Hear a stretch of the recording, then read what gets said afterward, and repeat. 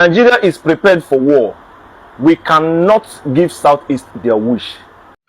Please, my fellow Biafrans, please follow me and watch this video, and also share your thoughts under the comment section. And in case you haven't subscribed to this channel, please subscribe to this channel. If you are watching from YouTube or if you are watching from Facebook, please follow on Facebook and also subscribe to my YouTube channel. Just take 1 minute of your time and watch this our big brother and see what he said in this video. He said that Nigeria government have come out to tell Biafrans that they are not going to give us Biafrans, that we all are one Nigeria. So I'm not the one that talk it, but just take 1 minute of your time and watch this video and share your opinion under the comment section, because your opinion matters a lot. This is what we have been talking about. This is what our leader Mazi Nnamdi Kanu has been talking about, that these people don't want to let us go because of their personal interest, because of what they are getting in Biafra land. That is why. But whether they like it or not, Biafra must surely come. Thank you and God bless you as you continue to watch this video. May God continue to bless you. One love. Nigeria is prepared for war. We cannot give Southeast their wish, according to Senator Bukachawa.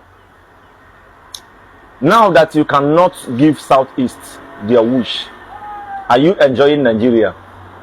That is question number one. Are you enjoying Nigeria? Is Nigeria not sinking? Two, if you don't give Igbo their wish today, tomorrow you will give it to them, whether you like it or not. You think I am happy living in Nigeria? You think I'm happy being called a Nigerian? A country of a particular concern, a country of a disgraced nation, according to Donald Trump.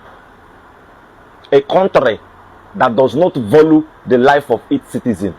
I want to be in that country where you have the freedom of speech, freedom of movement, where there is electricity, road, hospital, schools, every single thing that we need. I want to be in that country, and that country is called Biafra. That is the only country that will guarantee us that. You say they cannot give Biafra Igbos Southeast their wish because of you don't want them to have their own nation. That thing where you talk, so you will be alive to see how Biafra will be actualized, and you will congratulate Southeast for gaining their independence from Nigeria. Peace and love. Go and write the date down. Share it in the comment section. It's so funny how when crimes involves other ethnic groups, like the Igbos, for instance, like IPOP group, you hear things like, oh, we will fight it, we will this, they will fight these crimes. But when criminality involves Fulanis, you hear things like, they are our brothers, we should negotiate with them. Oh, they are like prodigal sons. They will start building rehabilitation center for them. Federal government, we see what you are doing. We see what you are doing. Hello, ladies and gentlemen, I'm talking to you again, but this time around I'm speaking to you from the tarmac of Sultan Abubakar International Airport in Sokoto. We just arrived a minute ago, myself and Dr. Emeka Oto. From here, we're heading straight to Sokoto Correctional Center to have a meeting with Onion Mazi Nnamdi Kanu. Thank you very much for your prayers. I've seen a couple of videos on socials. First one was when Fino and Very Dark Man performed together in the East. Fino made an important request after the performance. He asked Very Dark Man, he requested that Very Dark Man should drop the case against B-Lord. This is a request he made on stage. VDM just, shook his head and, embraced Fino, and that's number one. Then secondly, I've also seen another video from B-Lord's legal team where they said they no send anybody papa. Say B-Lord no send anybody papa. Say B-Lord no send anybody to go and beg Very Dark Man to drop the case, that he's going to see to the end of the case. And then I've also seen Omoyele show where he has not rested. He's still, posting and using the hashtag Free B-Lord now. That he's never going to stand operation in his own lifetime. that if he ever get a chance again to do this again, he will break loose every gate, every prison gate to destroy oppressive imprisonment or oppressive governance, which is what Moile Shaw already said. But now my question is, though, do these people really understand the difference between oppression and the law? Do they also understand the difference between oppressive governance and criminal act? Because nobody's actually talking about what Bigno did as a crime. All I'm seeing on socials is VDM is oppressing a billionaire. VDM is oppressing a billionaire. Now, on Fino's case, I can understand he's requesting for the case to be dropped, which is very, very, reasonable request. Drop the case. But I still don't agree that the case should be dropped. But however, Omoyele Sowore and other people who are saying that Very Dark Man is oppressing Lord with the police, do you lot really understand the law as you lot claim? Or do you lot think that every noise is actually freedom fighting? Or do you lot think that every fight is actually aimed at freedom? Or are you people part of the slaves that don't really know that they are slaves because they're sleeping in the master's bedroom? Because I don't really understand all this whole VDM oppressing Lord. How? This is somebody that we all watch him commit a crime, a criminal act. Have you people taken your time to actually read the charges against Lord? Did you people see anything that looks like oppressiveness?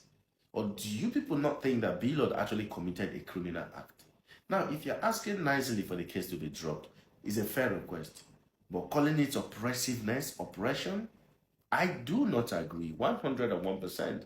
There is no way, shape, or form that Very Dark Man is oppressing Lord, or Very Dark Man is using the Nigerian police to oppress Lord. That is Badadash. So I don't really want to say this, but I'll have peace if I do. First of all, I'm from West Africa, half Igbo, half Yoruba. You see, Nigerians are some of the most resilient and talented people you will ever meet. The day you meet a Nigerian, that is the day you meet somebody who can change your life, a true destiny helper. But you see, Nigeria as a country, there is something wrong with it. I have traveled across Africa, and one thing for sure, many African nations look up to Nigeria with the hope that the day Nigeria succeeded, that is the day the rest of African nations will rise with it.